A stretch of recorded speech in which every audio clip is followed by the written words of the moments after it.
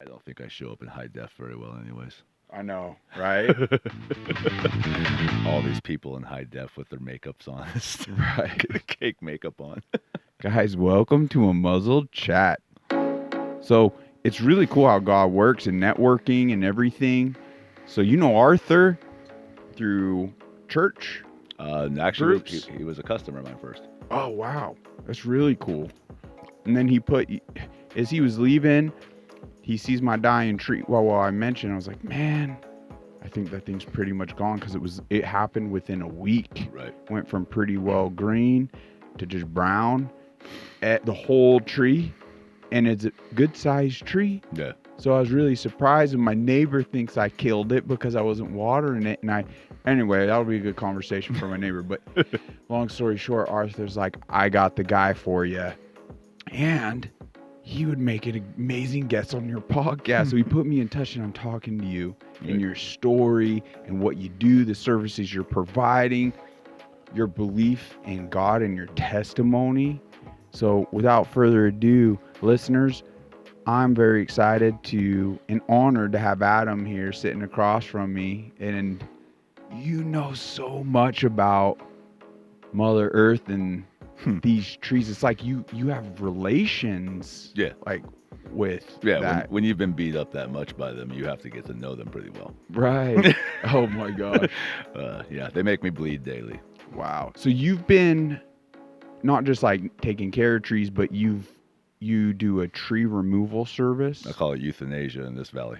Euthanasia? Yeah, they're miserable here. Wow. Yeah, so I mean, if you know Kevorkian, I'm sort of in line with him that this is the nicest thing you can do for him at a certain point, because trees feel. Trees do have feelings. I mean, they just move a lot slower than we do. So my trees have to pain you seeing the state they're in. Oh yeah, I can hear them screaming as I drive down the roads. Like when you have these pockets of trees that are just like, you drive down certain streets and you can see the infestations that are existing and you can hear their pain. Like you can. Wow. It's at this point, I've been feeling that for years. Like I can actually follow it. I can follow that vibe. You're really in tune and touching. Wow. It's crazy because what you're just now saying is resonating with me. It really is. No, I mean, if you tune in, I mean, listen, man, we're all just vibrating entities. Like we have energy flowing through us, and energy flows through the entire world.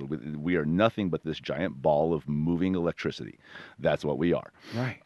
And everybody's tuned into their own thing, right? So like you are able to fine tune your body to perceive the vibrations of other things that you're more interested in. So I've set my entire life to be centric on trees because that was the thing that saved me. The trees actually saved me and probably saved the world from me. Wow. You know what I mean? Because there was a point in my life where I was a wrecking ball. That's interesting. That's actually really cool because in ways like nature was my escape and my lowest points, and it somehow just breathed enough life in me and gave me enough direction to just hang in there a bit longer. Well, what it did for me is it gave me an outlet for my need to conquer and kill. Okay, I mean, men have been warriors for centuries, right? Like, I mean, look back in history, we were a very violent species, and I had a football background. I was the type of dude that would put my head through the plate glass windows and all that stuff. Like on game day, I was shaving my head with a razor blade and making sure I cut myself so that when the sweat would get into my open cuts, I'd take it out on people. Oh, wow. I mean, I go to the mosh pits with spikes in my boots. Like that was me back in the day in my 14, 15, 16-year-old self, And after I got myself in some trouble and was given the option, go back to school, get back on the track, be the guy that everybody wants you to be, get your scholarships, bring us glory through your efforts, because that's what they were looking for. I chose the other option, which was go to a completely unknown place, set up by my mom at the time with a stranger, and go live on a farm in Oregon to get away. Wow. Wow. And be on probation out there, basically. And that kind of set me on my path of being a grown man by the time I was 16. At 16, I was out there in the world making a living, presenting myself as a much older individual, managing people twice my age. Wow. And I did a good job of that for about 4 years until my heart got broken. And then the Man. heartbreak sent me on a just destruction spree. I went state to state just doing dirt everywhere I went. I was robbing people and doing drugs and just, Well, the drugs mess you. Yeah, Oh, yeah. You'd never do certain things in your right mind. Methamphetamine was the perfect drug for the Nazis to create because they created it to keep their soldiers alert and relieve them of their conscience. Wow. And so when you're on meth, you don't feel guilty about anything. It's all just this nonstop quest for more meth. Right. And whatever stands in your way, destroy. It doesn't matter. You don't care. And so, I mean, I did that. I used that drug to numb myself because I've always been a very sensitive person. I'm a Cancer.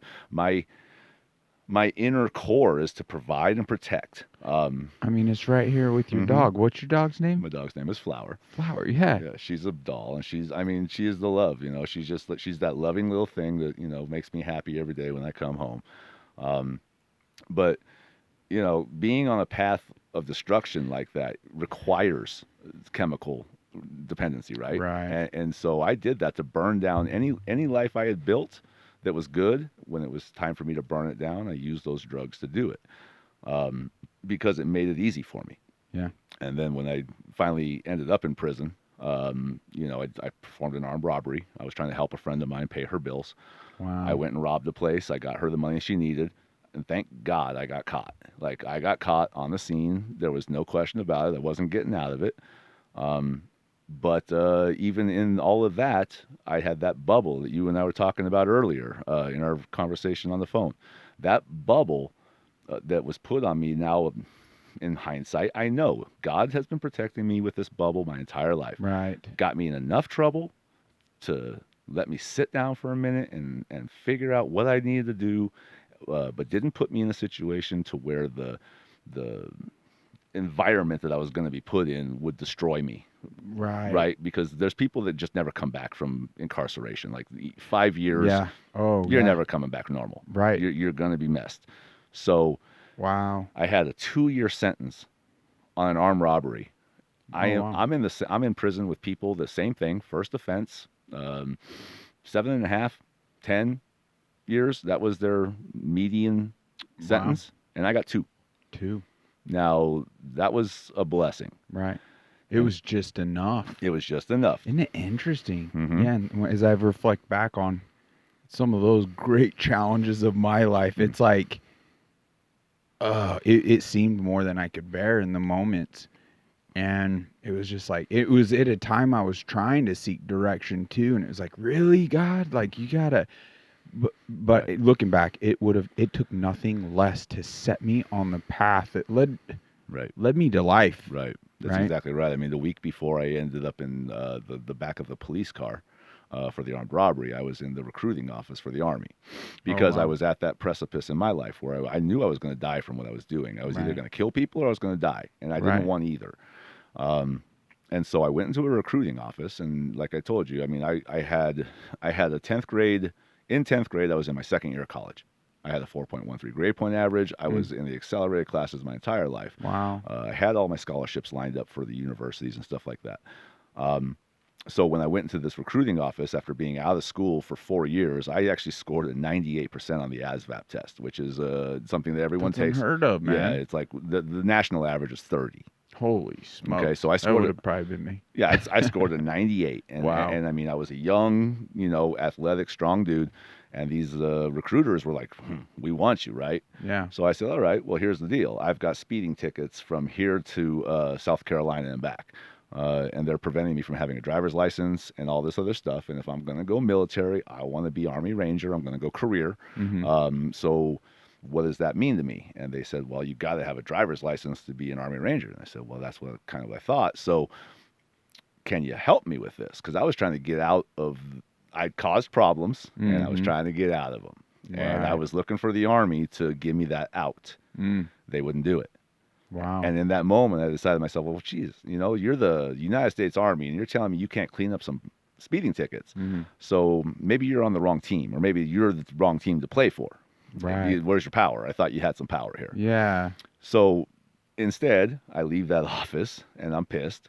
And a week later, I'm presented with a situation where I just go ahead and decide to get her money. She didn't ask me to do this. She just said, we're getting evicted tomorrow, so we need $1,000 or we're losing this place tomorrow. Oh, wow. And then she left. And I'm sitting in this apartment by myself, and I'm like, got nothing better to do. I've done this before. Let's go rob a place and make the money. So I went to a place that I knew. I knew the layout. I knew the situation. I knew I would come up with the money. I robbed them. And there just happened to be a hero in the bunch, a waiter who kept me in sight as I made my getaway.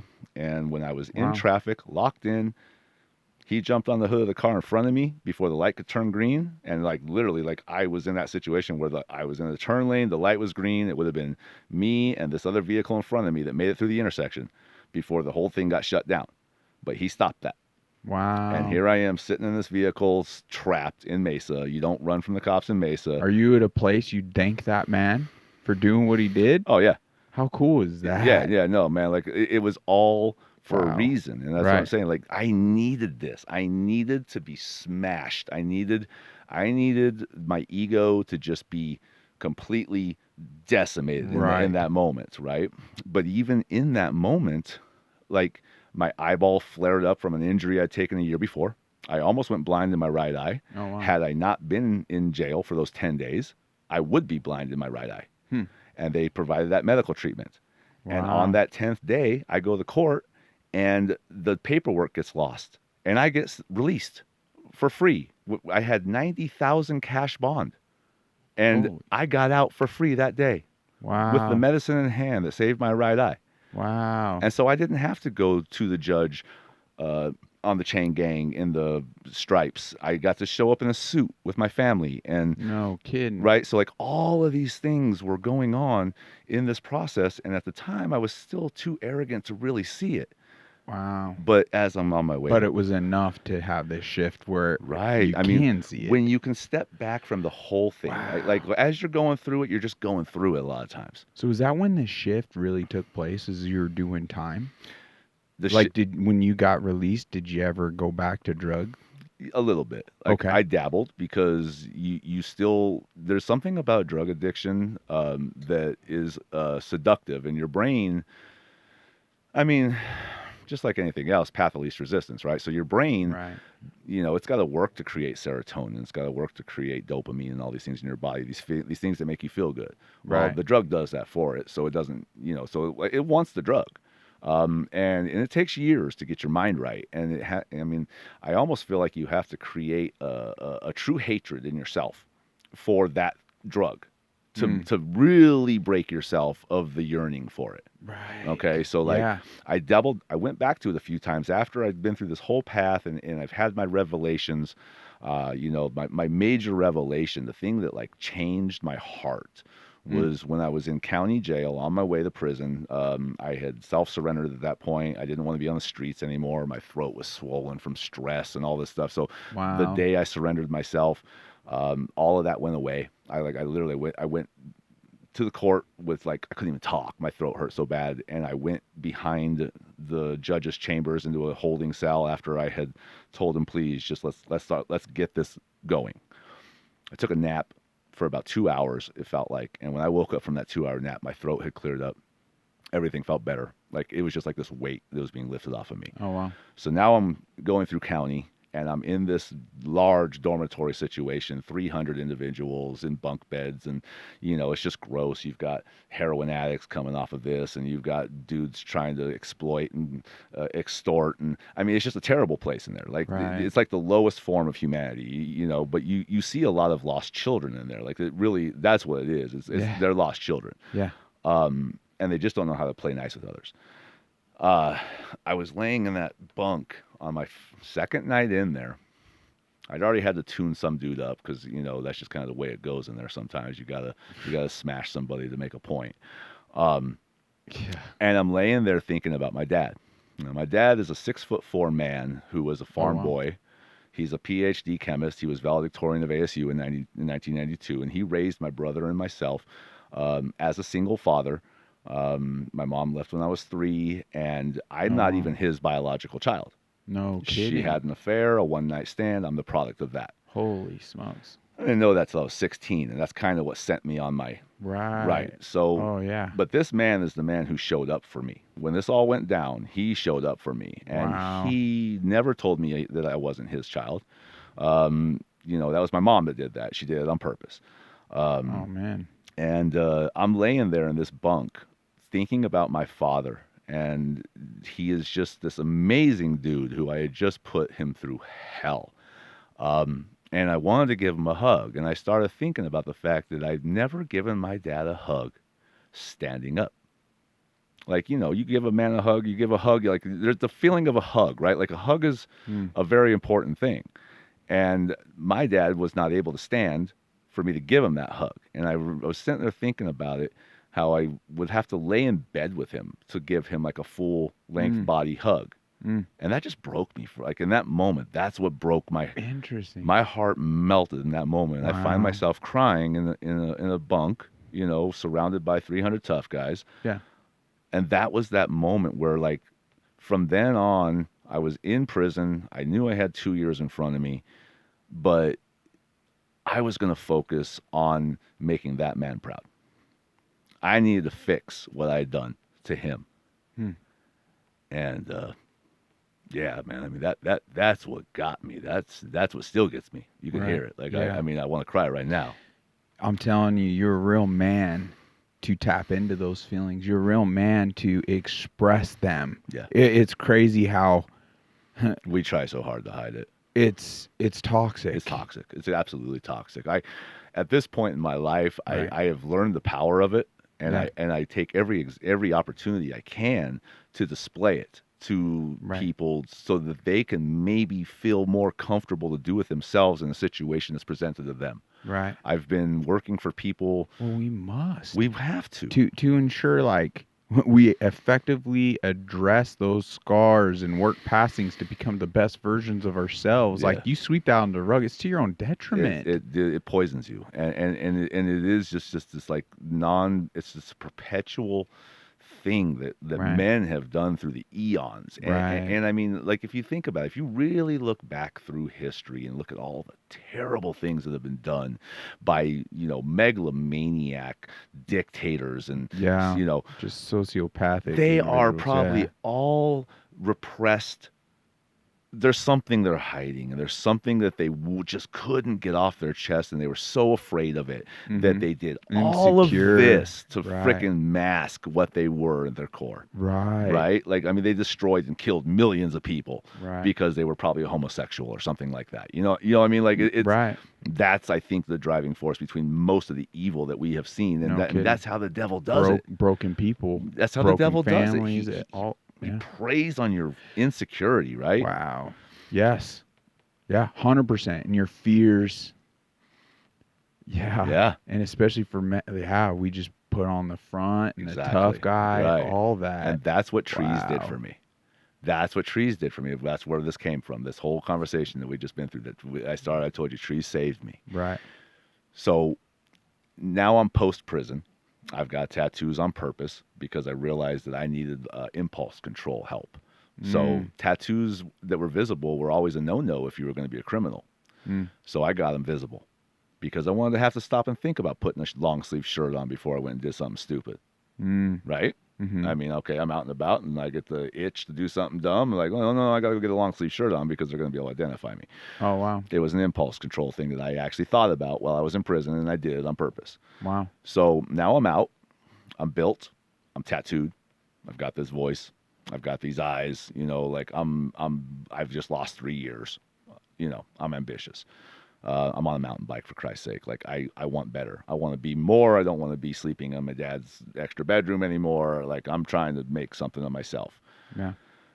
So, like I said, job after job. This is what I'm running into. You're aggressive. You're just too much. You're just too much. You make the people around here uncomfortable. Well, okay, sorry. I guess this isn't my place. Go back to landscaping. End up working with my stepbrother, who's been in landscaping for years, and he was not going to pay me more than $10 an hour because that's what he could pay some illegal that he could pick up any day. So that was where I was stuck, $10 an hour. Tough. I had met a woman. I had impregnated her. We were getting married. All of that stuff. That was the other thing I needed, was something to believe in, something to care about. So I needed a child in my mind, and that's what I did. So now I have my Chloe Jinx. She's the KJG on the arm. There we It's the go. only one that doesn't look like it can be washed off, right? It's etched in. But Wow. so now I have all these things that I need to provide for, and that's where the stress and the stress happens. At the financial pressures of this country are Right. ridiculous, right? It makes Right. people do unbelievable things. Right. So here I am making $10 an hour, not going to be able to do any better. But my stepbrother actually recognized that I had this tree experience from Texas, and I had the physicality and everything else. So he gave me an opportunity to price some work on one of his customers' yards that Okay. needed tree work, because he didn't do tree work. And I nailed the bid. He told me it was like the cool. perfect bid. And in a 3-hour period of time, I made $200 an hour. Right. Okay, Really like worth your time. $600 job, 3 Light hours. bulb moment. Oh yeah, baby! Like That's that was awesome. boom, right? So now I had the financial side. At least I had a plan. I knew where I was going. And then I started realizing that every day I would get in a tree, I didn't go to the bar that night and do anything stupid. Wow. So because I was satisfied. Like there's something about climbing trees. It's like Wow. combing the hair of a giant. It's like killing a giant. Like you are literally inside this monstrous thing that can kill you. Right. You're using sharp implements. You're dropping heavy items. You're putting out this physical And output. you just started, so there's not heavy equipment involved. It's No, it you was putting me. in the work and Yeah. ropes and getting up there. Bro, and I had and- to borrow a freaking ladder. I had to borrow a chainsaw from my dad, which was an electric chainsaw, a little Oh, 12-inch wow. electric chainsaw that Wow. came off of a pole saw. It was a Black & Decker. Oh wow. So I'm running cord into 70-foot trees with a 100-foot extension cord. Wow. And I'd be on site by myself because at the time I had no help. And I'm doing this stuff in like Tempe and places like that where I could dump in the alleys and all that stuff because I didn't even have a truck to haul it in. I mean, I was like Wow. off the mountain bike. Right. All right. Holy moly. Yeah. And it just became this thing that was so, I just realized that this is satisfying my need to go be a macho man. Like I am doing something that is worthwhile. I am doing something that is lucrative. I am doing something that is a service to other people because they don't have it in them to do this. So I am doing this for them. I'm Right. risking my life to Right. serve them.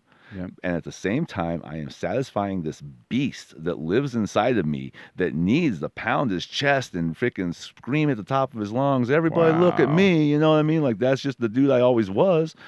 And so here it is. It's all right there.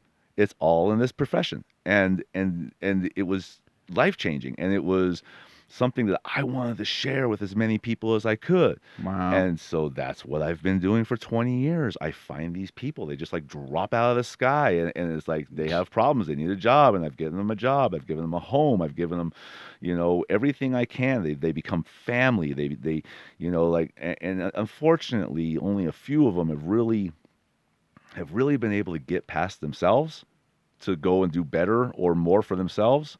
A lot of them, I ended up being the rock that they broke themselves against. Wow. Right? Because Yeah. after a while, I started realizing God was kind of using me as their last chance. Wow. Okay. And I mean, it started to dawn on me. So I actually started telling them these things. Like I started telling these guys, listen, guys, I don't know what you don't understand about you were delivered to me to either A, succeed, or B, go back to prison or die. Like, I mean, because that's where you're at in your life. Mm. And I can say that probably 75% of the guys that heard that and didn't listen, right back in prison or dead. Wow. Within a couple of weeks of leaving my business. I mean, it's the craziest thing, but it's been on a very limited basis, thank God. Like, I mean, I've kept my company small, and I've, you know what I mean? Like, I only take the ones that come to me. I don't really Right. go seeking them, Wow. Well, it's been doing good, right? Yeah, I mean, the business has always been successful as far as like the life it's provided for me. Right. And, I mean, at one point I was providing an income for 13 people. Wow. Okay. At this point, I'm providing an income for 5. And that's a number I'm like comfortable with right now. I haven't found a talent that can replace the quality that I look to put out there. and I don't like doing the callback thing. I sure as heck am going to go out and sell something that they can't produce. If I'm not involved, it just doesn't get done the way I want it to get done. Isn't it tough to scale things in that industry and keep that quality, Yeah. and then even stay competitive and everything? I don't even look at it as competition, man. Right. There's no competition in my business. We have such a large market and such a limited pool of talent that people that are actively seeking the real deal, if they find me, they've got it. And I don't need to compete anymore. Awesome. I don't advertise. I don't have to anymore. Well, you can hear it in your voice, not just, I mean, on the phone calls earlier and whatnot, but I hear it right now, where it kind of goes without saying that you have found your calling. Oh, yeah. Right? Yeah. You're just so passionate, and I see the quality, even now what you do kind of side, but it's intertwined, right? Because you get material off of some of this, and where now in your personal kind of time, like downtime or whatnot, you started these amazing carvings. That's my retirement plan. I mean, like, I don't have a retirement. That's the one thing about landscaping that makes it such a hard thing. Yeah, if you're not scaling it and you're not investing really amazingly. You have two choices in land. I was explaining this to John outside your house just now. Oh, cool. That when it comes to landscaping, you have two choices, really. You're the dude with the busted-ass truck that shows up and, does things for a good price, and he's going to work himself to death.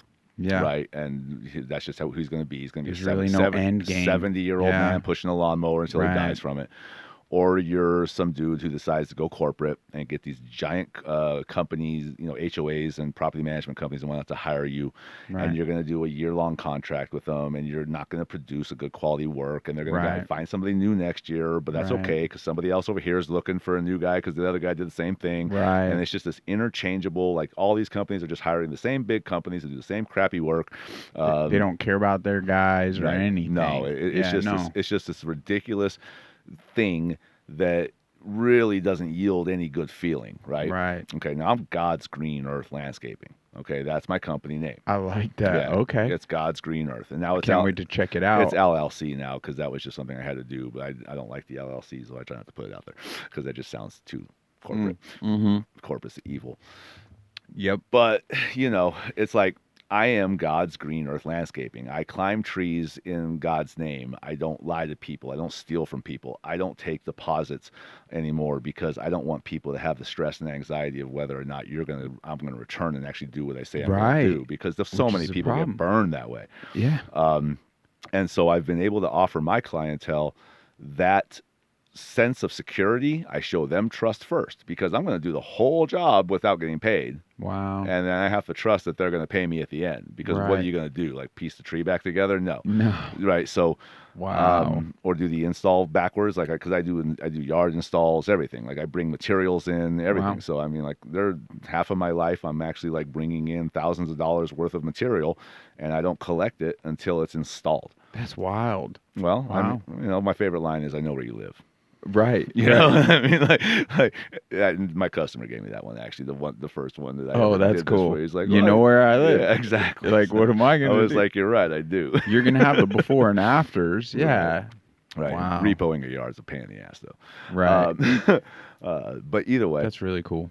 I am God's Green Earth, and I have these long-term relationships with people, which kind of goes back to the whole thing that I was saying, like, where crying is not a weakness; it's a sign of strength. Yes. And I've actually had this beautiful 20-year run almost, to where we are so much more than just mowing lawns and trimming trees. Like, I am this. A lot of times, these elderly people are hiring you. You are their best friend at the end of their life, because you see them more than anybody else does. Like, you've got a weekly engagement with them, or a monthly engagement with them, or whatever.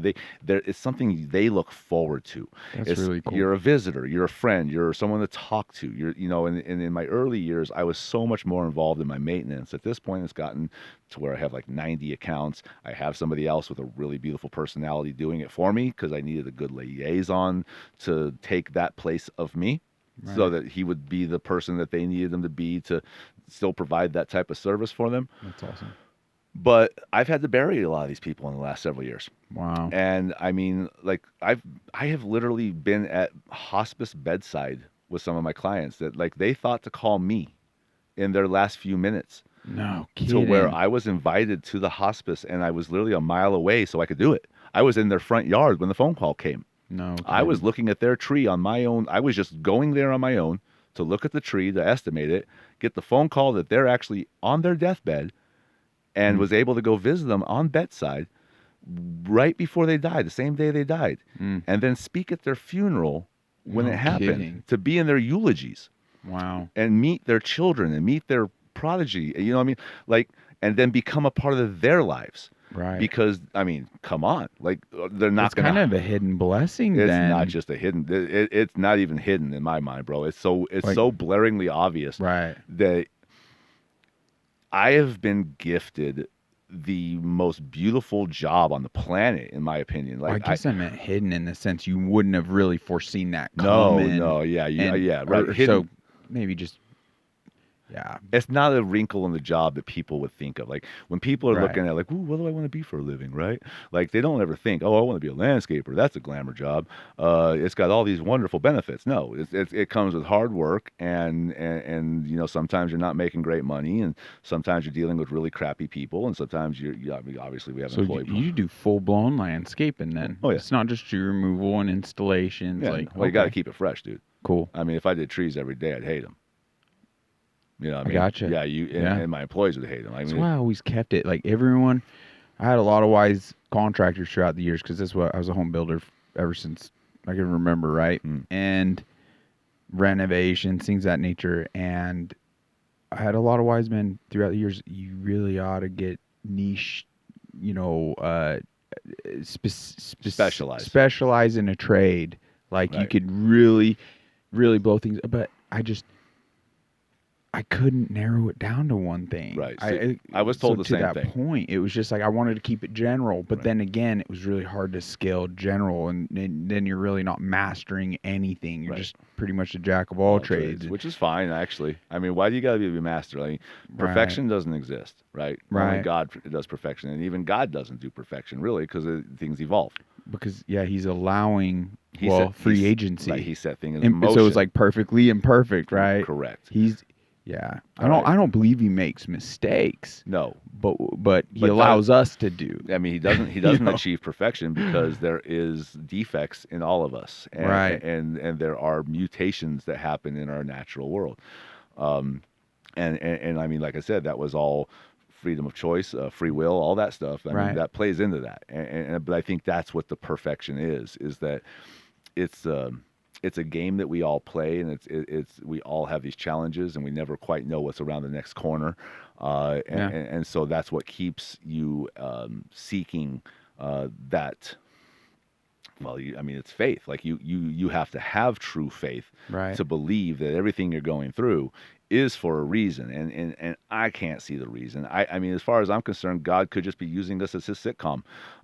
We are his entertainment. You know what I mean? And I mean, think about it. If you are this omnipotent being that is eternal and immortal, I mean, maybe that is all we are. We're his ant farm. Enough for us, right? We were blessed with this beautiful world. We're given these bodies and this life and these experiences, and really doesn't matter what the end game is. Does it really matter? Because if you just live every day knowing that this is a gift, this is all just a gift, and because we have zero idea what the other side looks like, then this is the best thing we could be in, no matter how shitty it is. Right.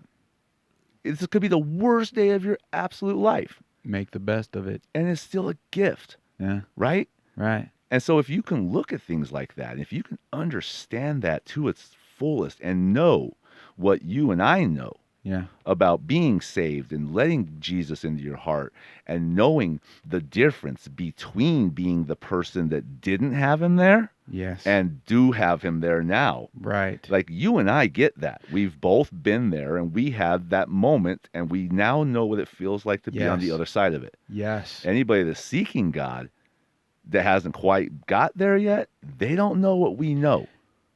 Listeners, listen to this man. Adam, you got a light in your eyes. You got a presence and energy about you. I'm not stealing anything, but I'm feeding off you, brother. Yeah, well, good. I appreciate it. It means it's so much. Oh, wow, I got these freaking... Let me. I'm like, he's wired. Yeah, Adam here was like, I mean, bless you for taking the time. You had a busy schedule, and I just took a quick moment, popped to the gym, and next thing I know, 15 minutes, that's 30 minutes ago. He's got to be at my house by now. I was already talking to your roommate. Yeah, raced on over. But listeners, he's touching on something profoundly here, because kind of like pre-show, we naturally were going into this very conversation, and I was like, it's so interesting. How can we articulate it to where it resonates with the other individuals? Like the listeners that don't know God, don't know, and like have identified that love he has for you. Right. And for each and every one of us, because we aren't an ant farm. No, we're not. And until you really feel that love and you get over yourself, you kick out that stool of like pride and ego, and you destroy that, and you humble yourself, and you seek that. Like, the reality of it is, like, kind of that point I shared with you before, where it's like, me and Adam here, we don't need you to convert. No. We're not insecure in our belief. It's not like it's not a safeties and numbers thing. It's not like we need we need all the bar stools at the bar filled to, make us feel good about taking that toxic drink, right? It's nothing like that. We came from that side, and how broken we were, in the pain and the meaningless. Right. Like there was no purpose to our lives. Mechanical. The word I used back then was mechanical. Mechanical. I was in the middle of having sex with a woman that I was that way, right? Like, I was just from one to the next, and there was no love there. There was no nothing. And I just looked up at her and I said, orgasm. Does this ever just feel mechanical to you? I said to her. I mean, like, and that's where I was at. Like, it was all mechanical. You're just going through these motions because this is what we've seen. This is what we've been shown. And we live in a world that is just disgusting with imagery of, I mean, listen, I listen to Pantera, I listen to Sepultura, I listen to all the same music that I listened to when I was a 15, 16-year-old jock, right? Like, and I was thinking about this on the way over here. Those types of music, that head-banging, hard thrasher type music, Marilyn Manson, and I still listen to them to this day, because I'm not taking that out of my life. I see those artists as broken people that have experienced pain and suffering in some fashion in their minds, and that was their way of healing themselves and finding an outlet to get it out of their souls. And they've used it to capitalize. Like, they've capitalized off it. But in this world we live in, you have to capitalize on something, because you can't be Moses on the mountain, like, with nothing, a rag, you can't. You have to have a home. You have to have a job. You have to have something that feeds and clothes you inside of this society, the parameters that have been put on us. So even those musicians that are spreading what most Christians are going to call devil music and all this, it's not. It's not. It's white light music. It's human beings that are expressing pain, and it's cathartic to them, And I still listen to it because it's nostalgic for me, first and foremost. It's what always got me up. It's what always got me motivated. And it's interesting as you tap into, like, things that bring up, like, from past experience in this life. It can bring clarity. You don't need to where you were. Bring back feelings and smells and. Brother, like you were talking with, I watched Arthur's podcast with you this morning. And, cool. And I saw he came from a very different time, right? In a very different place. Right.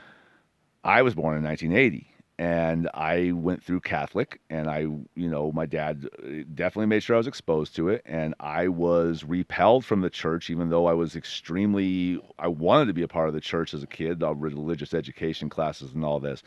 And it was like one experience after another that the church put onto me that repelled me from religion and God in general. And so I spent a good portion of my youth as an agnostic or atheist or whatever you want to call it, because I had been damaged by the dogma. Right. And dogma is a dangerous thing. Yes. And you find so many people in this world that are seeking God, seeking answers, seeking Jesus. They don't even know they're seeking Jesus, because Jesus is so tied to the church that they, like, the guy who called me earlier, Ruben, the one who works for me. Okay, I even say the name Jesus, and like he immediately turns into this obstinate little child. Okay, because somewhere in his life he's been hurt by it. Right. But when I started talking to him, and I'm like, dude, I'm sitting here talking to you about Jesus, and you seem, bro, like you work with me day in and day out. Right. And Arthur was the one that brought me back to Jesus recently. He took me to a men's meeting over at the Generation Church, and being in a room full of 500 men in a church that I am not a part of. Right. And I will never be a part of, probably, because I'm not going to join the church. It's not my thing. It's not my calling. I don't need it. I have my church. My church is every day in God's world. I minister. I have my fellowship. I have everything a church gives you in my job. Well, the reality of it is, the way I kind of view it now, I mean, so many churches I view like vehicles, right? Like it could propel you faster, further than you can on your own 2 feet. But it could crash. But how is it that? It could take a wrong turn. And it's propelling you to what? That's the question. What's your goal? Well, one of the things is it financial? As mankind, that's the thing. As mankind, we're all defective and faulty. Right. So anything we organize as men in this world is going to be bastardized. Fault. Yeah, exactly. Bastardized, man. Like power corrupts. Right. And once you become the centerpiece of idolization and people are flocking to you. That's the one thing you can't prepare for as a pastor. No. You could get biblically educated. You could get closer to God. You could get that spiritual enlightenment. But once you have people essentially. The flock. Kind of worshiping and idolizing you to an extent. Right. Because like that's where there's a fine line. Like so there's like this. He'd send it to me. He was a guest on this, and he's from the UK. And he sent me this imagery he created and put basically words to a picture, and that he doesn't have the belief in religion, but he has the belief in God. Exactly.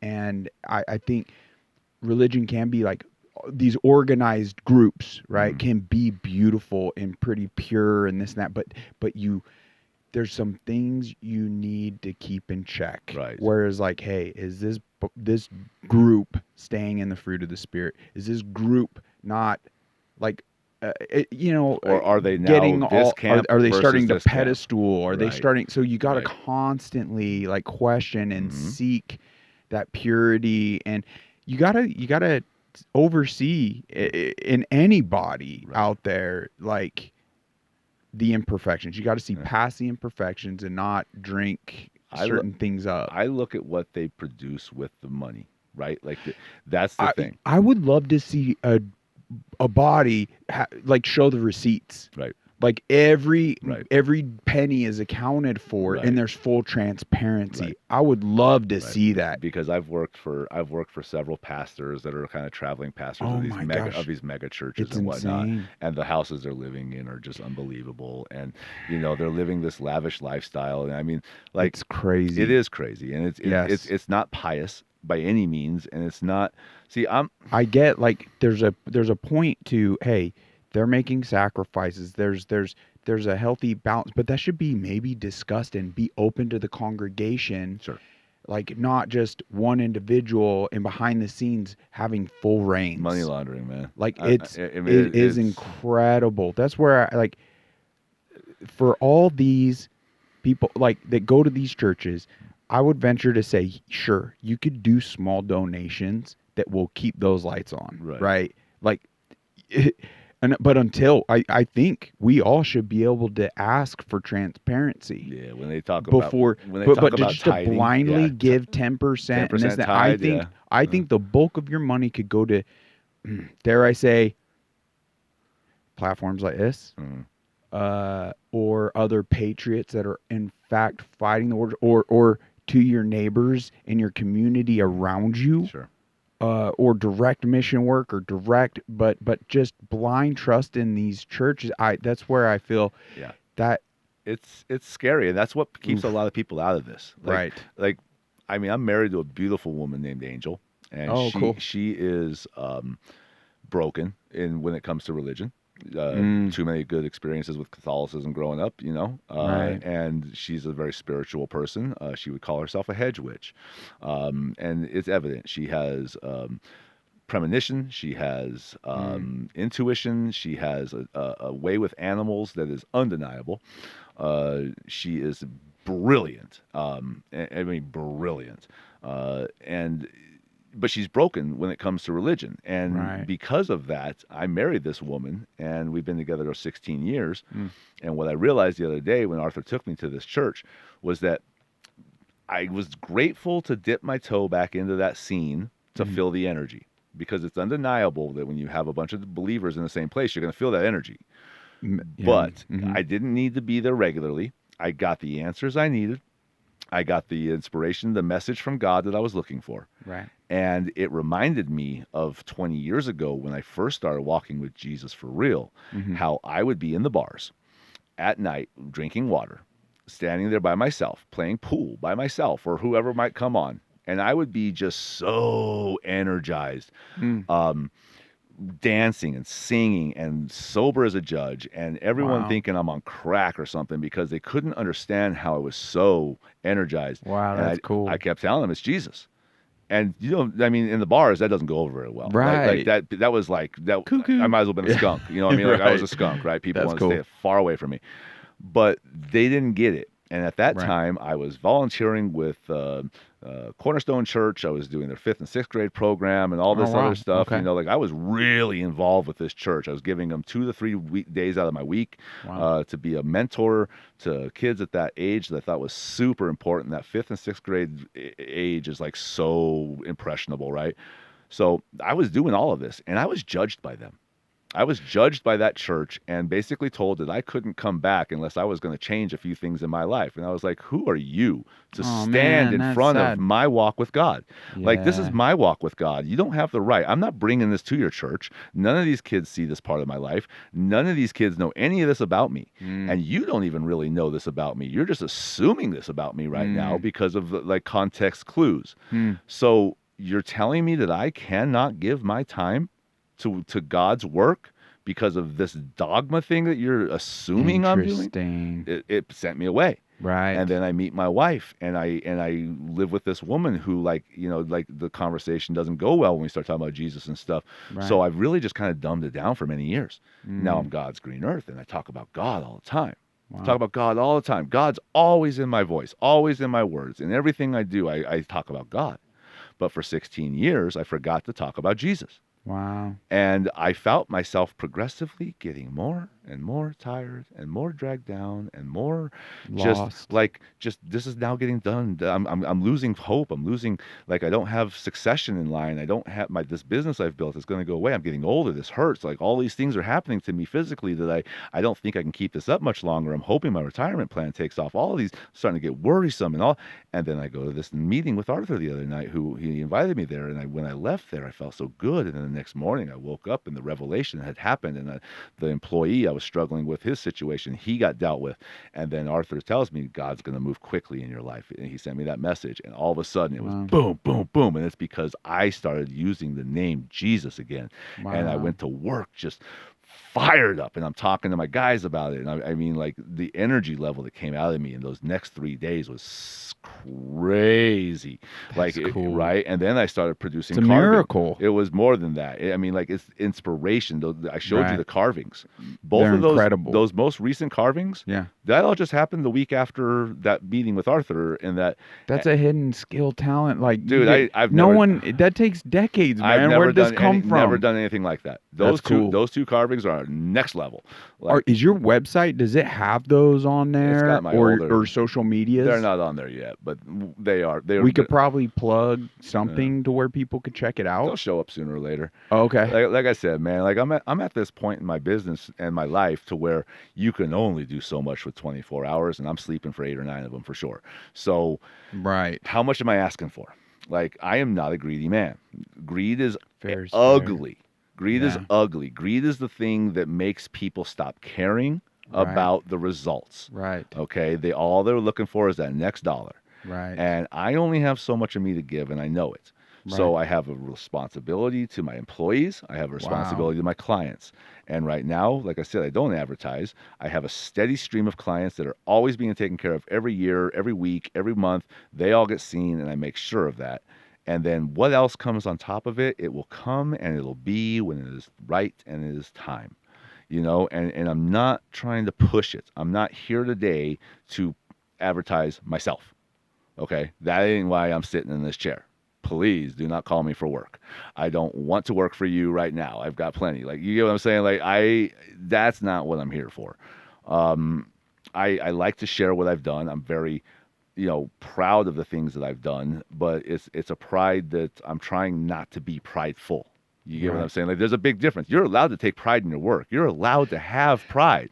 Pride is important. Well, it's interesting. Yeah, because it's one of the 7 deadly sins, right? Right. But that's also, man. I think I kind of slipped that out and replace it with like excitement. To be excited of where you're at. Humbly, even. To be excited on the realizations and the clarity and the momentum, and to be excited. Contentment. Yeah, excitement is what gets you there. Right. Okay, excitement's what drives you to it.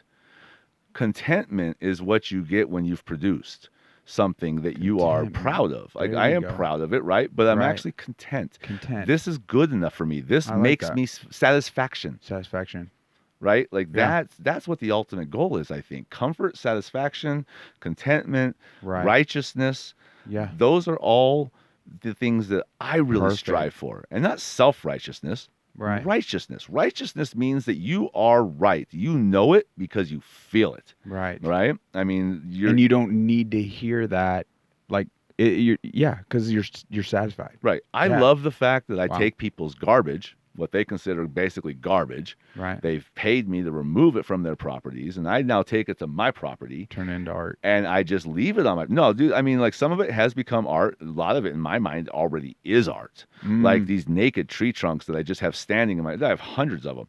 They're just in my yard, standing right now as my fence lines, as my posts, as my centerpieces to hold up my lights. You have to check your property out. They're gorgeous. That's cool. It's beautiful, man. I mean, it's all just reclaimed items. It's all stuff that somebody else didn't want in their yard, and they paid me to take it away. And instead of throwing it in the dang trash, I put it in my yard, and it has a potential for new life. It's not that it ever will be. It might just end up being firewood, but even that's new life, isn't it? Yeah. Right. So, I mean, the end game plan for me, like, seriously, like, this craziness that I've achieved in my backyard is like overwhelming to anybody but me, and it was even overwhelming to me until I got a little mechanized help, and my friend called the Dingo.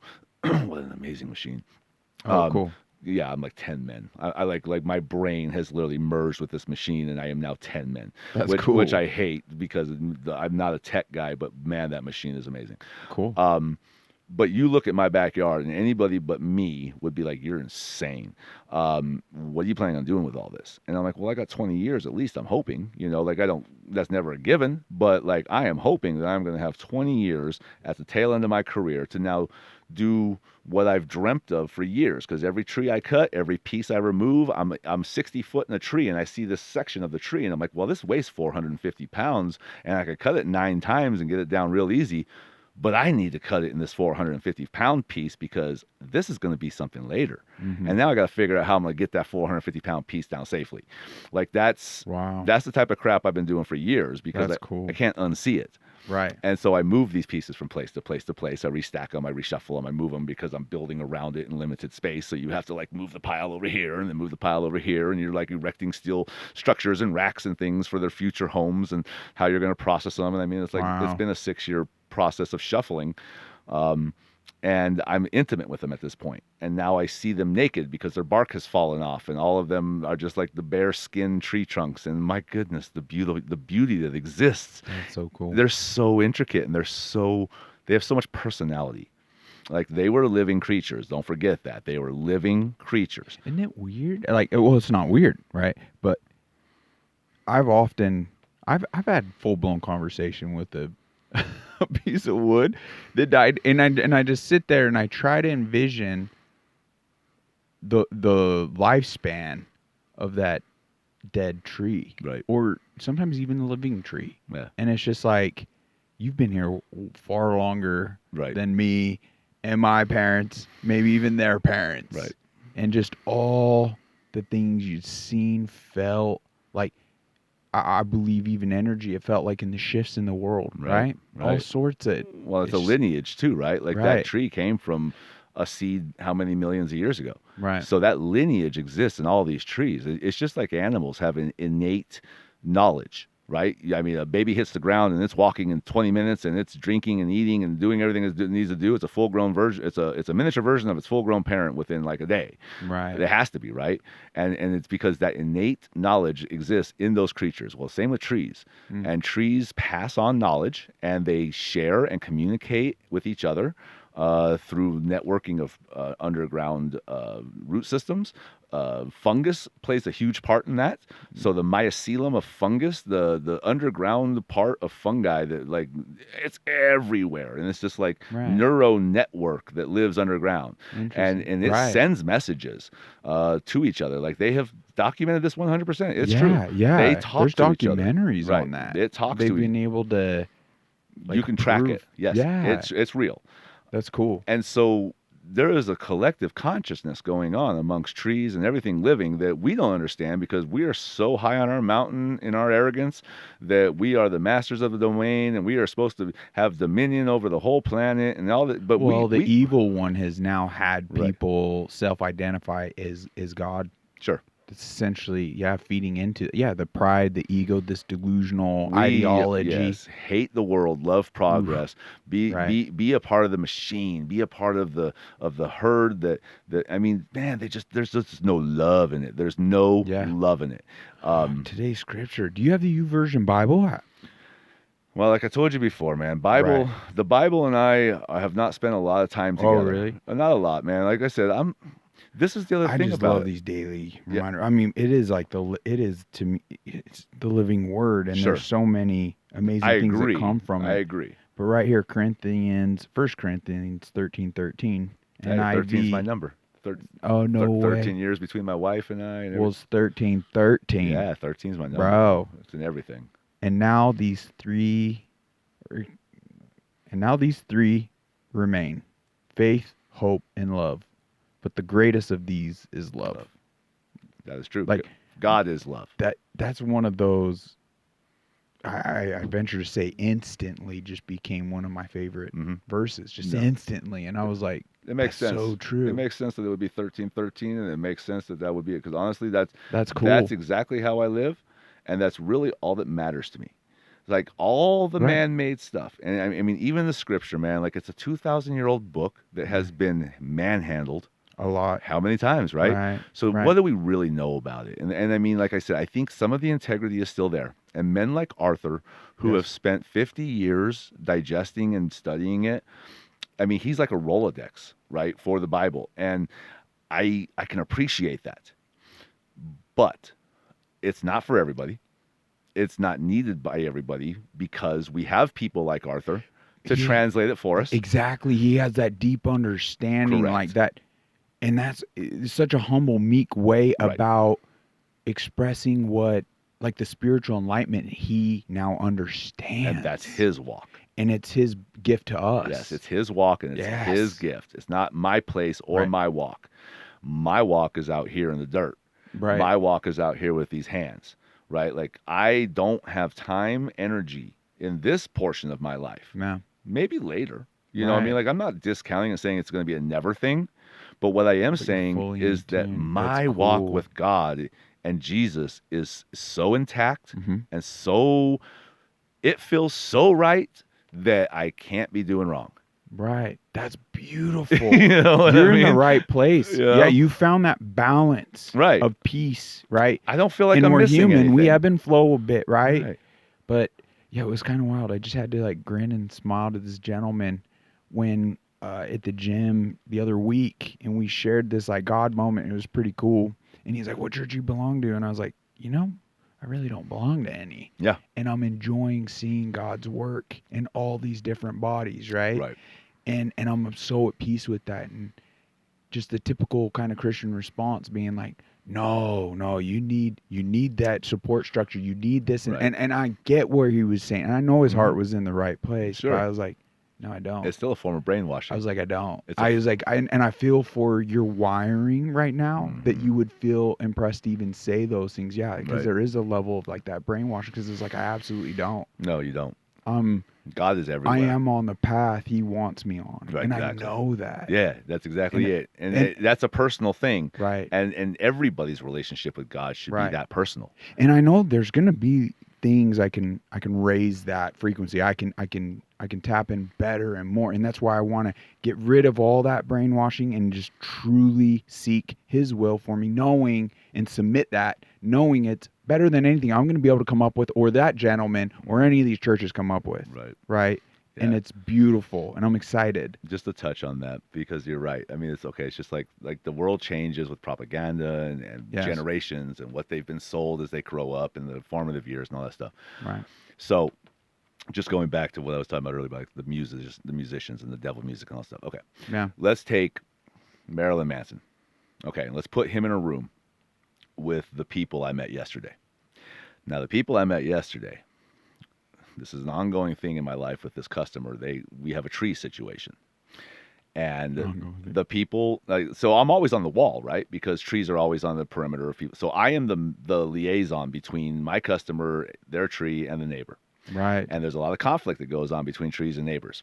It's one of the major things. Major thing. Right. There's the mess and the in my pool, and then it just broken my wall, and I mean, it's like, so you're dealing with this crap all the time, and you have to be this intermediary, and you're literally stepping into some sort of like feud that's been going on forever. Wow. Because like you don't know what's transpired between those two neighbors, but you are now stepping in, and you're trying to achieve a goal, and you usually have to be on both sides of the fence. Because I'm going to have to remove material and clean it up out of your yard. And right. So now I have to be given access. Right. So one out of five is the problem, right? Like 4 out of 5 people will allow you to do what you need to do. They'll accommodate you in your quest to get the job done, because they realize it's a mutually beneficial situation. And I'm just the guy that's there to provide that thing. Right. But yesterday, this is now the 3rd time we've dealt with this, and this is the first time I actually personally had to deal with it because I didn't realize it was so bad. Oh, wow. These clients of mine bought the house, and they had it for 5 years now. The people behind them are very old, and I mean, we're talking salt of the earth. You know, like I don't know where they came from. I'm going to assume somewhere Midwest or North. You know, farmers of some kind. They attended some sort of Baptist church or whatever. Like they are definitely church-going, old thought people. Okay. These people, oh God. So there's an oak tree. And for the last 3 years, we have been maintaining the size of this tree to keep it out of their yard. Mm-hmm. Okay. Now, in my form, it's butchering the tree. Like we are butchering this tree to make sure that this tree does not encroach over the fence line of these people, because these people do not even want you to touch the wall. Wow. You're not allowed to touch that wall because they put that wall up. They paid for that wall. No. Even though in Arizona, as soon as the wall exists, half that wall is the person on the other side. That is property right. I don't care. You put the wall up. I don't care if you paid for it. It is now half your neighbors. Right. But in their minds, their property line is 3 inches over that wall. Interesting. And so they, in their oldness and their anger and their nastiness, are standing out there while my guy is attempting to squeeze himself in a ladder in between this tree and this fence line. And he's on a 10-foot ladder, trimming up the edge, doing his level best to get nothing on their side, because the old man is literally standing directly underneath my guy who's working and yelling at him, telling him that nothing better come onto my side. You better not touch my wall. You better. No. I mean, it was ridiculous to where my guy called and he's like, boss, I mean, I don't know what to do, man. This guy is just like right here, and I don't know. And I was like, listen, he doesn't have a right to tell you what to do on this side of the fence. Do your job. If things fall on his side, the best we could do is offer to clean it up. And if they say no, that's on them. Right. But I could tell in his voice that it was bad. So I had to go. Right. And then I went, and I got there, and I picked up the tool, and I started doing the job, and here they come, man and woman. And oh my God, the hatred in these people's eyes. Like, I am talking, bro, like Satan, like in the eyes. Like, what is going on with that? These are good church-going people, my friend. Like, these are salt of the earth, church-going people. Yeah. And I'm telling you right now, if I was sitting in a room with Marilyn Manson and these two people, Marilyn Manson would be a much better human being than these two people. And I had to sit there and do my job and explain to him. And I kept saying to him, ma'am, I am not the one who hurt you. I am not the one who did anything wrong to you. My employee definitely is not the one who did it. Right. What are you doing right now? Yeah. Why are you out here right. yelling and screaming at us for doing work that is for you? Yes. We are out here performing a task, mutilating this tree on your behalf. Right. Because we would not be doing this if it wasn't for your need to not have it over the fence line. Right. But here we are trying to perform the service that you want. Yes. And you are screaming at us, telling us that all of these nasty things, and like everything that drops on your side of the fence, you are right there to pick it up and throw it over the fence. Every little minute scrap, leaf drop, man. Right. I mean, it's leaf drop, for Christ's sake. Wow. And you will not stop. And the hatred in your eyes, and what would God say about your actions right now? I told her. I said, ma'am, do you go to church? Do you believe in God? What would Jesus say about your behavior right now? And I don't care. Get off my property. Do not touch my wall. Oh, no. I'm like, ma'am, these people didn't even do the damage to you. It was your previous neighbors, the people who lived here before these people. And you are so mad at them that you're taking it out on these people.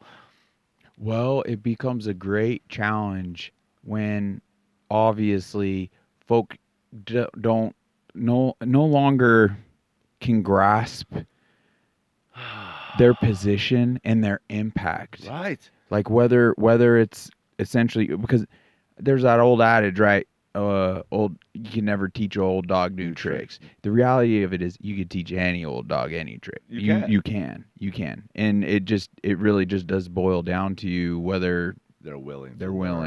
Yes. And that's the thing about it, is that a lot of people get involved with these churches. Right. And because it's such a secular thing, yes. it becomes a my team, your team thing. Right. And that's what's so dangerous about it, because we're all seeking the same thing. Right. We're all saying basically the same things. Right. Right. And honestly, across the whole world, if you look at most major religions, they are all saying basically the same thing. Right. But there's that little bit of difference that was put in there by man, and that was the dividing factor. Exactly. And that's what's caused all the hatred and the death and the terribleness that has been done in God's name, right. which keeps so many people from seeking him, because it's just been damaged by these organizations. Right. Right? Mm-hmm. And that's why I feel zero need to be involved with a church. Right. I don't need it.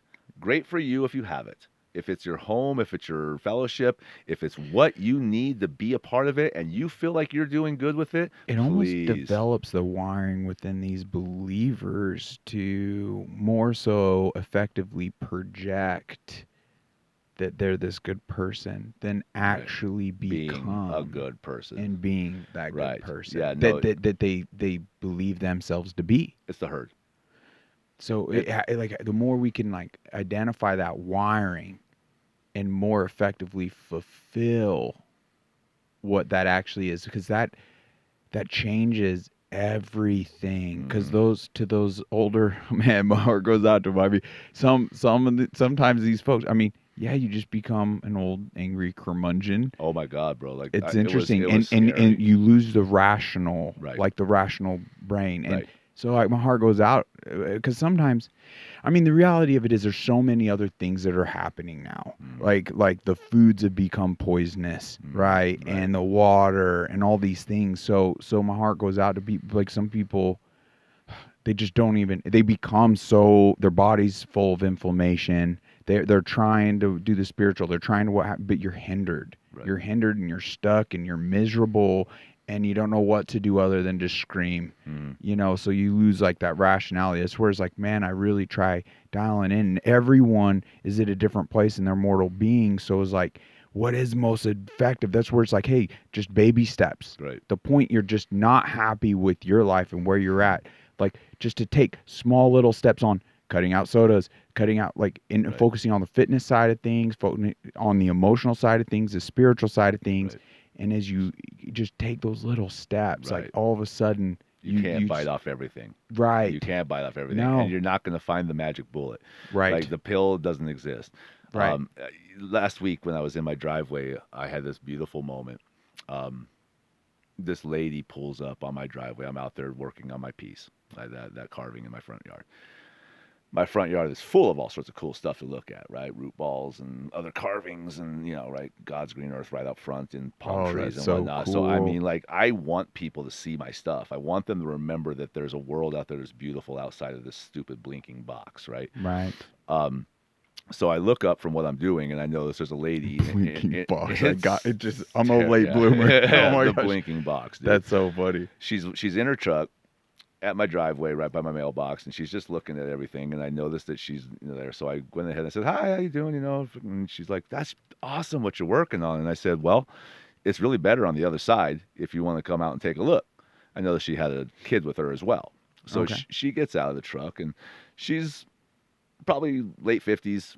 Okay, maybe early 60s. Probably had kids young because this is her grandson, and he's 8. His name is Michael. Oh, cool. Michael's on the ADD side, which they all are these days, right? Um, Yeah.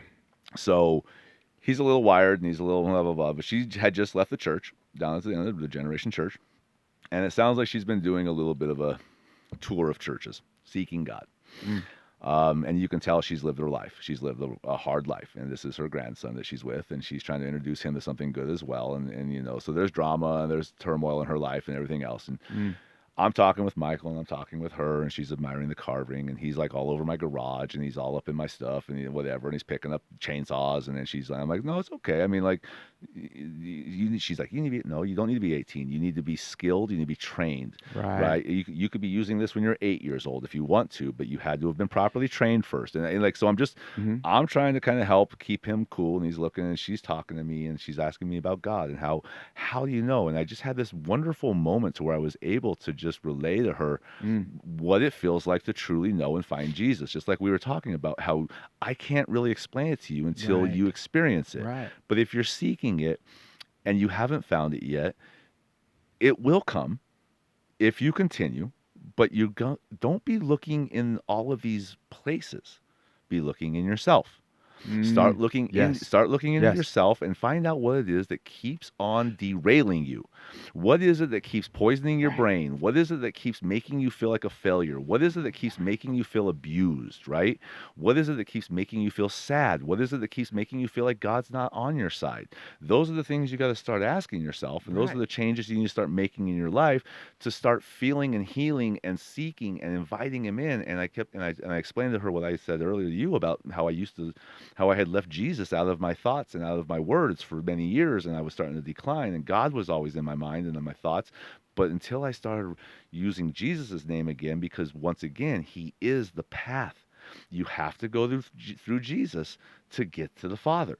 You have to. That is something I have definitely come to know, that you can know God, but you cannot find God unless you go through Jesus, because Jesus was our earthly example of how to get there. Wow. And without that, we can't get there. Right. We can say that we know God. We can say that we love God. We can say thank you to God. But until we actually decide that we want to emulate the life of Jesus, then we can't get there. That's the way you get there. And until you really, really, really let that in and understand that to the core, you're never going to feel it. It has to come through that. And then that day you'll have it. And she was thinking, and she's like, well, I'm always trying to be good. I'm always trying to help people. And that's your problem right there. You're always trying to help people. You're Captain Save-A-Ho. You decide that instead of facing your own problems, you're going to dive into everyone else's problems and be the savior for them. And all that does is keep you from fixing your own life. Right. And I was taught that by a very wise woman one time. She fixed me through that because I was Captain Save-A-Ho. Always getting involved in everyone else's problems make you feel like a good person.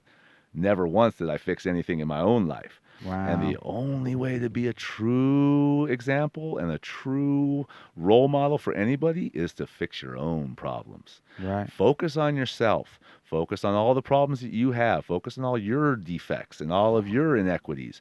And then work on those. Get those in order. And the people around you will see it. And they will wonder what it is you're doing. And then they will start to look for answers. And that's what gets them on their path. And You cannot find him through fixing other people's problems. You have to be the example. That's the thing. And I told her that. And I was like, that's where you keep messing up. You're trying to help people that are defective, and you are enabling them. So you just continually enable their problems because you're coming in to save them. Right. And they don't have to fix a thing in their world. And it derails anything good for you. Right. And sucks you back into their negative. Right. Wow, you're speaking to someone, Adam. Like that it was so well spoken. I think you really effectively articulated that well. Do you have any idea how many people you know like that? Yep. Almost everybody, right? We all get caught up in it. It's like I can't even cast a stone because I myself. I'm the same right? way. I like still we gotta slip. fight that. I still slip, but that's the one thing that I know I have achieved now that I didn't have then. That my business, my God's Green Earth landscaping business, and the things that I do that surround it, that is my true calling. I have no doubt about it. It gives me ultimate joy. Wow. Like I need nothing else in my life, but my wife, my business, my clientele, my employees, they're all wrapped into that business. And that business is number one. It is my platform. It is what I minister from. Okay. Now, am I qualified to minister? I don't know. But it is the one singular thing that I have put my soul into 100%. And it has yielded everything it's yielded because of that one singular thing. Wow. It has been the reason why all these other people have been fed. It is the reason why all these other people have come to Jesus. It is the reason why all of the things that I have done have not been for naught. Right? It's the one thing I can say that has done that. And it would have never been that had I not truly focused in on what I needed to do to build it. Wow. And it just became my mission. So now you don't stand in the way of the business. Never will you be the problem in my business. You are either a part of it, an asset to it, or you're gone. It's that simple. Don't bring your poison into my pond. Okay? You want to swim in my pond? Cool. Empty the poison out of your pockets. Get in my pond. Yeah. I'm not letting you bring your poison into my pond. I like that. All right. Wow. And it's that simple. And that hard line attitude that I have developed over the protection of the business, the name of God's green earth, and what I put out. That is the thing that has propelled me into success, as people would say. Right. Okay. Now, success is different for everybody, right? But I am surrounded by secondhand stuff. Cut down trees, reclaim bricks, reclaim this. Everything I have is secondhand. Only brand new thing I've ever bought is a car for my wife. Okay. Because that's what she wanted, right? Yeah. It's the only thing new I've ever purchased. I will not buy new. Right. Right. But that made her happy, so I got her that. Good man. She deserves it. But that's my form of success. Yeah. I have a lovely place that's comfortable. I come there every night for refuge. She keeps track of the inside. I help with what I need to help with, but for the most part, she handles all the inside. I handle all the outside. We try to collaborate from time to time, and like that's just the perfect life for me. I have everything I need right there in my home. I don't need to go out into this world to find any satisfaction. It's all right there at home. Wow. So how long have you been sober now? Oh, shit, man. I mean, like, do you really... let's not call it sober because I come home every day. I will have a beer. Yeah. You know? I actually still smoke marijuana. Okay. Okay? Every night. I usually hit it at least one time.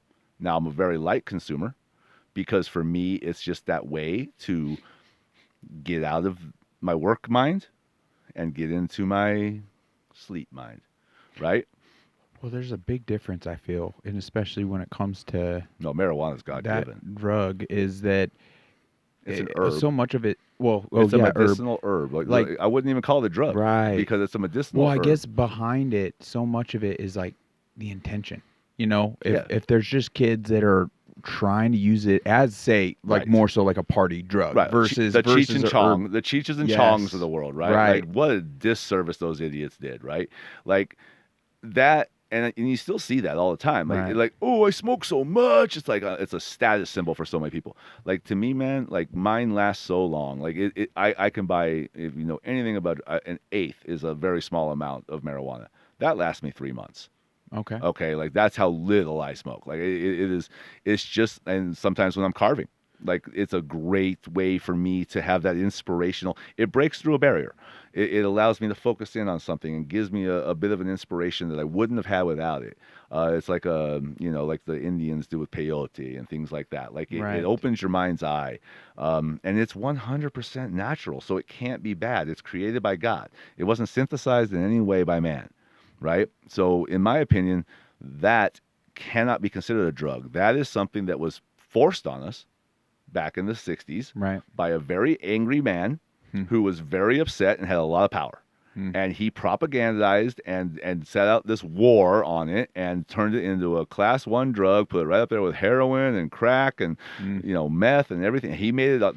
No one's ever died from it. No, and it's just been that way now because Right. once again, this generation of people, like I said, the people I met yesterday, that generation, man, they went through wars. They had to pull together and have all this pride in their country and all these things to get through these hard things that were coming at them. And it set it set some things in stone.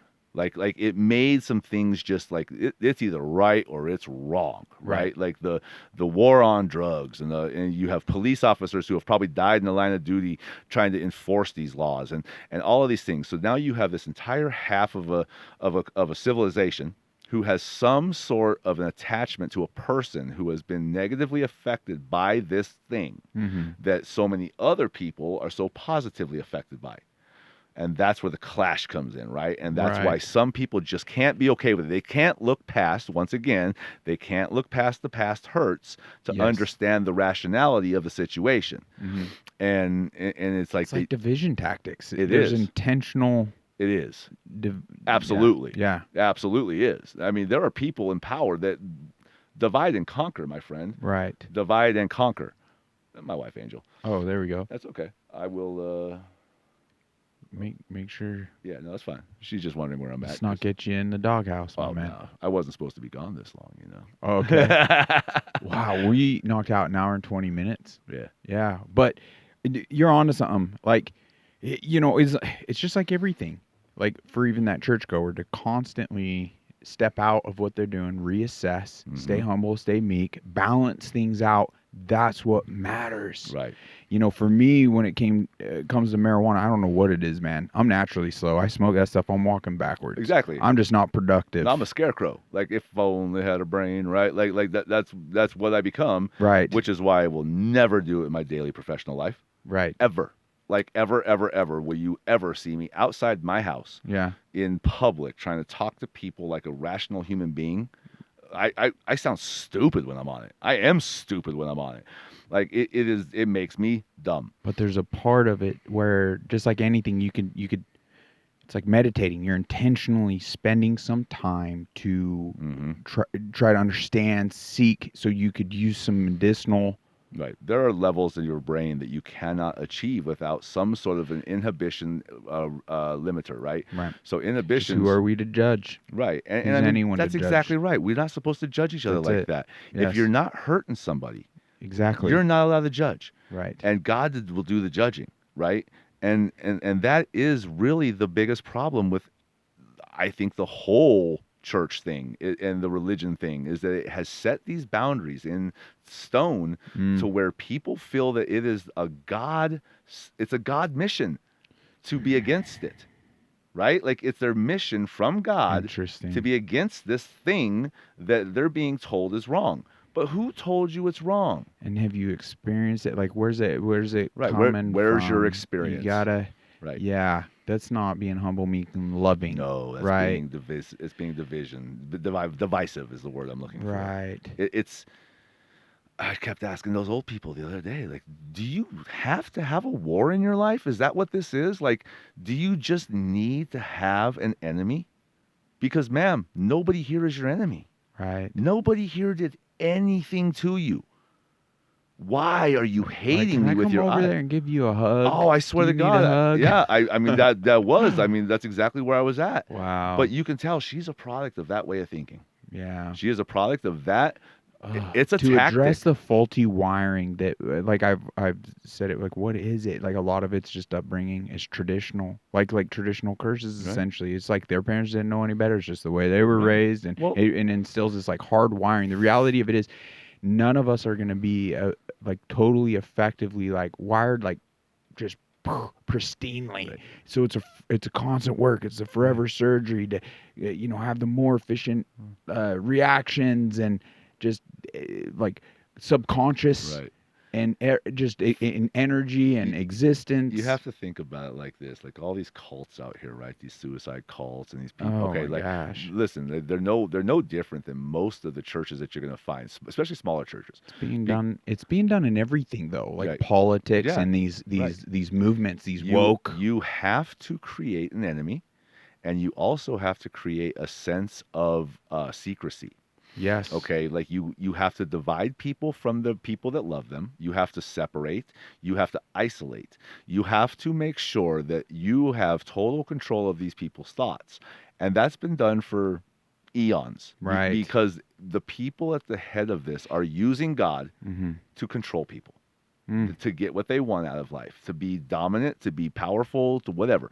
Mm-hmm. So the evil in man has twisted God I'm so trying to much. get people into this space Mm-hmm. to use like self-critical thinking skills Right. and really step back from like everything, question everything. Question That's healthy. everything. Yeah, it is healthy. Like especially in this information age and this blinking box, as you said. I love that. Like to get outside, like to realize the good and the bad that can come from this stuff. It's a hell of a tool. It is a hell of a tool. But it's a trap. Well, evil has used this tool very effectively. It's a trap, bro. The war machine is mainstream media, like how effective that was over this last pandemic and stuff. Like people need to source their information. They need to come to like these free and open sources that aren't controlled. Right. Like all these other, like the play on free speech. Mm-hmm. Like you control the narrative, like you control the people and the minds. Right. Like that's like you could see it from everything, from the organized religion and the level of brainwashing to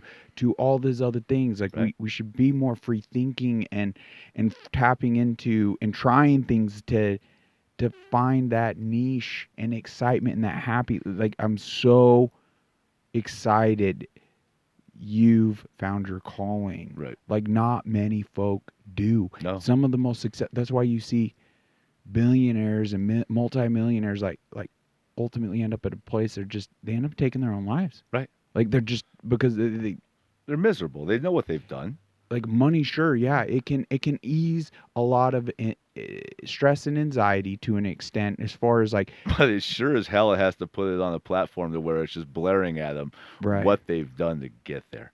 Oh yeah, and the things that they've damaged, and the people they've hurt, and the lives they've ruined, and I mean it's all in this quest for the almighty dollar, which, man, what a worthless thing that is, right? Like honestly, man, I am not. Don't label me a communist. Don't label me a socialist. I don't label me a capitalist either. You know, like I think it's one of the most evil things that ever has come along, because the quest on capitalism is at all cost profit. And at all cost profit means you don't give a crap who you stand. I like what the founding fathers structured, but just like the other gentleman I had on, whistleblower, a former FBI agent, military vet, everything. He touched on a pretty profound, I find, like truth, where he was just touching on if the founding fathers didn't understand as to how tyrannical and powerful corporations could become. Yes. And it became kind of, in a way, our own demise, where what's even a government body? That's pocket change. We could start actually manipulating everything to our financial gain. Correct. Everything. And now BlackRock and like these, like people antitrust don't even realize. Antitrust laws only limited families. You can't be a family that owns everything, but now these corporations got their ways around that. So now you're all investment groups, and now you're all, I mean, this branding shit that's going on is, it's like, do you even have an idea how many different things that one thing owns? Like, I mean, it's the brand that brings you in, right? Like, we know these are all poison. McDonald's, Burger King. It's garbage. Like, they're literally feeding you. They could be feeding you children for all you know. Like, we don't know, right? It's garbage. Yep. But you see a line around the building It's every day, long. all day long, Oh because my of the gosh. branding, and Right. and it's comfortable and it's known, and it's, we're addicted to it. Supposedly cheaper. Yeah, no, it's not, No, and it's it's not. just garbage, man. And it's Yes. it's all so evil, and it's so, man, it has made us lazy. It has made us soft. It has made Yes. us squishy, malleable, Yes. dependent, suckling at the teat. Yes. Of All by design. Yes, for sure. By design. And Right. this has been a slow, it's literally the frog in that pot of water, Mhm. right? Slowly cranking it up. Yeah, because one day all your Big Macs are going to be poisoned. Yep. Right? Like, I Yep. mean, like, seriously, if they want to end you, they could end half of us in a week. Yep. By feeding us McDonald's poisoned. Yeah. Like, seriously, it's that simple. Well, help me create this community. Help us all unite and shine the light on truth. And essentially, because, I mean, it's an excitable thing to do, because the reality of it is just the time and space we're at, right? And the more we can, because it is out of love. You're speaking out of love for every individual to essentially become the best version of themselves. And you're not telling them to do it. It's on behalf of folk, and you're just trying to ignite the spark for them to actually start taking those steps. James, I'm at a point in this world, man, where, like, honestly, Maynard said it from Tool, flush it down. I want to watch it. Because honestly, I ain't afraid of what's on the other side. Well, it's just like what you're doing, fulfilling what you're doing. Every day I wake up breathing. Mm-hmm. Every day I wake up breathing is a good day to me. And I am blessed to have been able to find something, like you said, I truly belong to doing. I have found my calling, and I am such a minority. And I want that for everybody. Right. But the reality is that probably ain't going to happen. And the other reality is, should it? I don't know. Well, I know there's just still a lot of individuals out there that have that good heart, right? And they've just been led astray. Sure. And homogenized to the point of nothing. I mean, we could just like ourselves, because we were on that other side. So my heart goes out to a lot of those individuals, is to, like, look, I can't even describe it. It's not even about the money anymore. No. It's not even about, but it's how I feel in here. It's how I view every day. Right. Like, I don't waste my time on them anymore, though, James. Well, I won't waste my time on them anymore. Right. I'm sorry, I can't. People got to find that for themselves. Well, I guess what I was getting at, I guess we'll see how this plays back and how you feel about what took place between me and you here today. Mm-hmm. And I'd challenge our listeners, like, hey, had your feelings. Let's fire up the community. Let's get some more comments in here. And I just hope, like, if this lights even an additional spark, like, hey, this is something I'd just love to have you back, because there is a light in your eyes. I need to vent this stuff. I need to vent this stuff like anybody else needs to vent, right? And I feel that there's something totally worth saying. Right. But what I'm trying to say is that it's not that I don't want to put the time in, but it's like this. I have so many minutes in every day. Right. And I have so many things that I am beholden to. Right. I have given myself those responsibilities, and therefore I take them seriously. They are my charges. So what I encounter on every given day, whatever the Lord may put in my path, I will give it the time necessary to let them feel what they were meant to feel from me, because I am this overflowing thing that just constantly exudes what it is I feel, and I don't hold it back on any platform, wherever I'm at. I don't care. I will speak it if I am asked to do so. I'm not out there just yelling and screaming at the top of my lungs at the front of a grocery store. But like, I have all these opportunities. I encounter people all the time. Right. And there's always these little micro moments that you have with people all over the place, everywhere you go. And if the opportunity presents itself to present the Jesus factor to people, to explain or share, and if they see something in me that they want to find in themselves, and I can help them do that by just letting them know how I found it, I will take that moment. Right. But then I keep walking, because I am on a path. Yes. And I am not there at the bus stop waiting for them to fucking jump on the bus. Okay? Like, that's not my job. Oh, right. I'm not going to do that. Right. And I have other things to do. And it's like, yes, you got that moment with me. I hope it did something for you. Good luck. There's a lot of other sources in this world that you can draw on. There's a lot of other places that you can draw information from and everything else. But if what my little spark did for you is going to help you seek that, that's fantastic. That makes me happy. But I will not waste 1 second. Keep doing what you're doing. Right. I will not waste 1 second on the skepticism or be as skeptical as you want, man. I don't care. Right? Like, because I'm going over here to do what it is I do, and I'm smiling while I'm doing it, and I'm doing it with joy in my heart. And that means so much more to me than whether you get saved or not. I don't care if you get saved. I'm not trying to fill heaven. That's not my job. That's the Grim Reaper's job. Okay? Like, I don't care if you find him or not. I want to share. I want everybody to know what I know. But the minute you are now dragging me back because of your need for like more explanation, go find that somewhere else, dude. Like, you can see what you need. If you want to like follow me around all day and watch what I'm doing, cool. Don't get in my way. You know what I mean? Like, be a part of it. Be helpful in it. Be engaged in it. Don't ask me to slow down to like explain every step along the way. Don't ask me to hold your hand the whole time. I like that strength and kind of that attitude because, yeah, so much of the weak society we become, you can't coddle them into their best selves. They gotta face that individual facing back in the mirror. It's the blinking box, bro. I know. It's like, look, dude, guys Arthur's age, they're there already.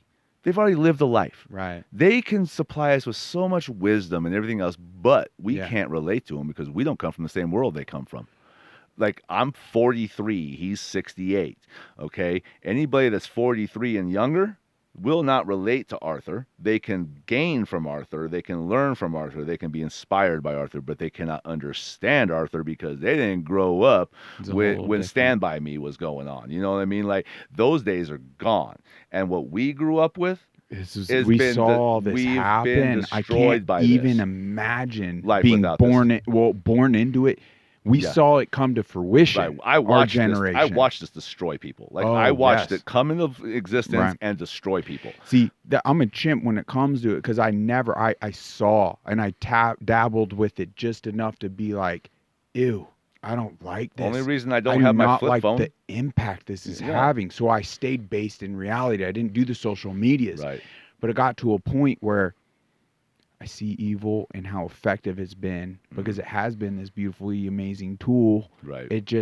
It more so has had this toxic impact. And I'm like, wow, I keep bringing a knife to this gunfight, having one-on-one individual conversations. Like, guys, trying to wake up people. And it's like, what are you doing today, for our nation, for your families? And I appreciate that. I appreciate what you're saying. I get exactly what you're saying. Fire with fire. It's what's fueling me, right? And I get everyone.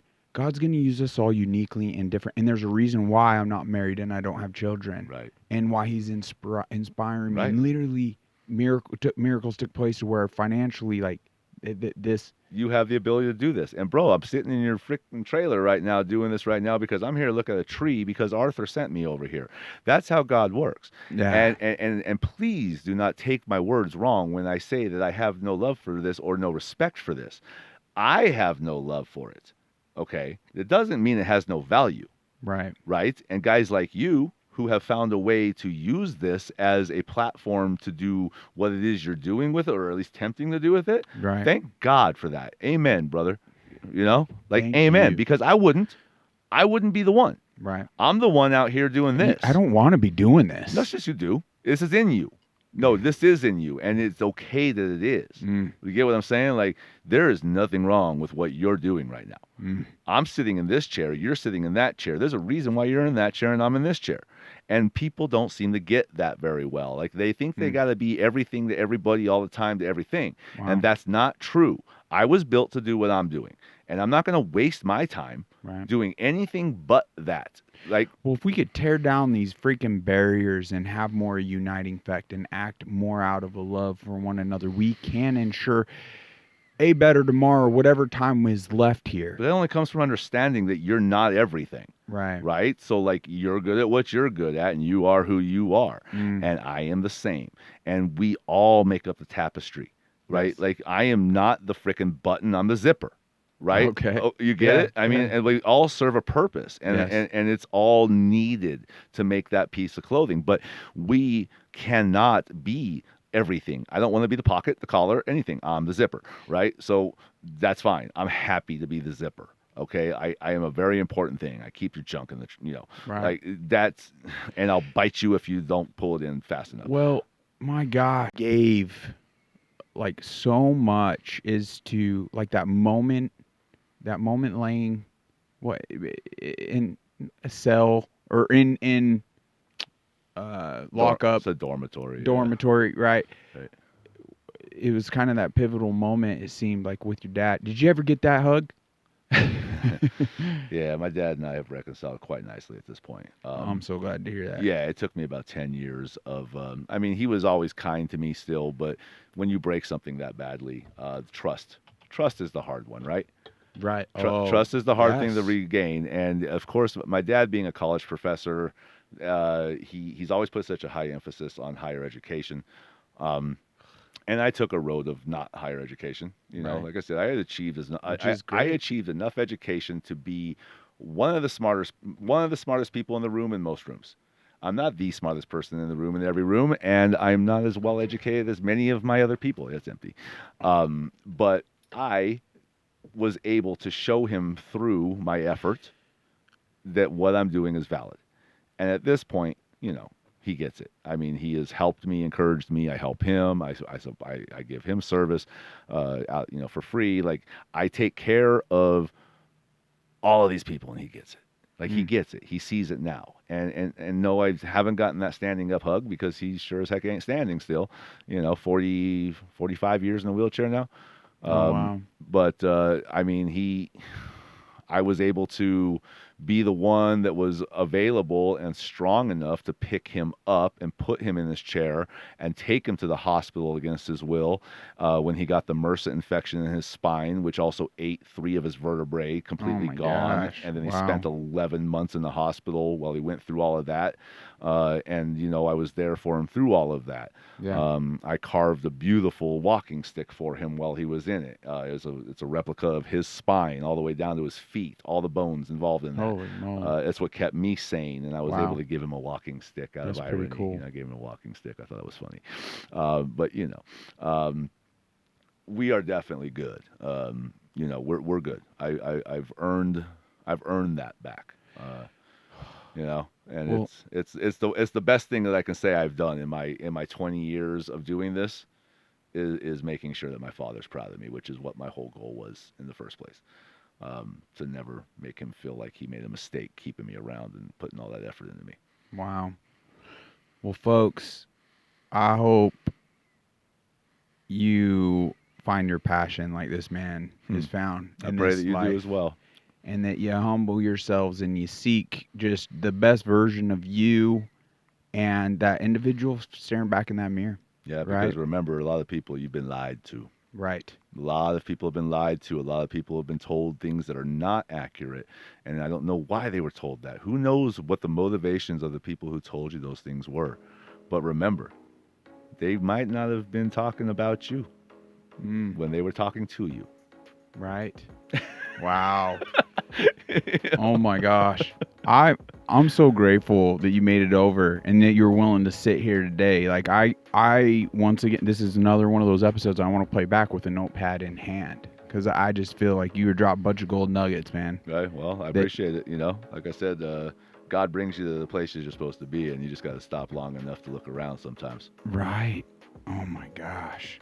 Well, I'm super excited about your future and where God's going to take you. I think you got a nice retirement plan set up because those pictures and your carvings, that is freaking awesome. If anything, it'd be cool if have people check that out. Well, the real dream, my friend, is the halfway house. That's what I really want to do. All right. I want to open the halfway house and teach people to do what I'm doing. That's what's up. Pay it forward. So, yeah, I need. That's been the long-term dream that haven't found the funding for, or the people that can put it together for me, because I really just want to be the one who runs it. I don't want to be the one who does the bookkeeping, so to speak. Let's hope this community fires up. So futuristically, you coming back, this could be a network and connecting those dots to getting that brought to life. That would be amazing. That would be amazing. Well, with all that being said, Righteous, let's do this giveaway. All right, guys. We're going to do this Watson Airlock giveaway. Guys, thank you so much for listening and tuning in and supporting this crazy adventure.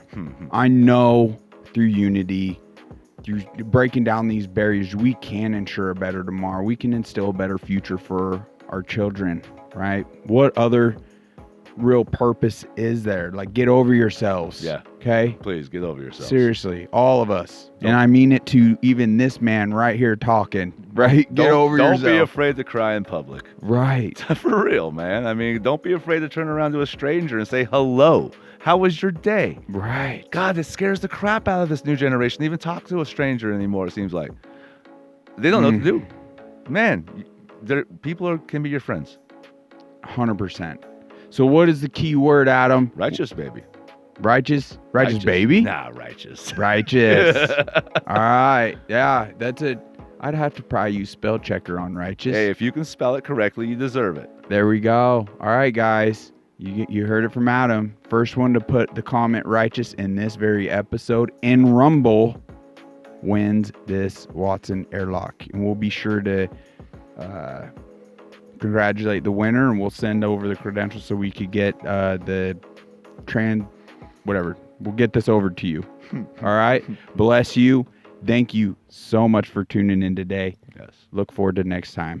God bless. Thank you.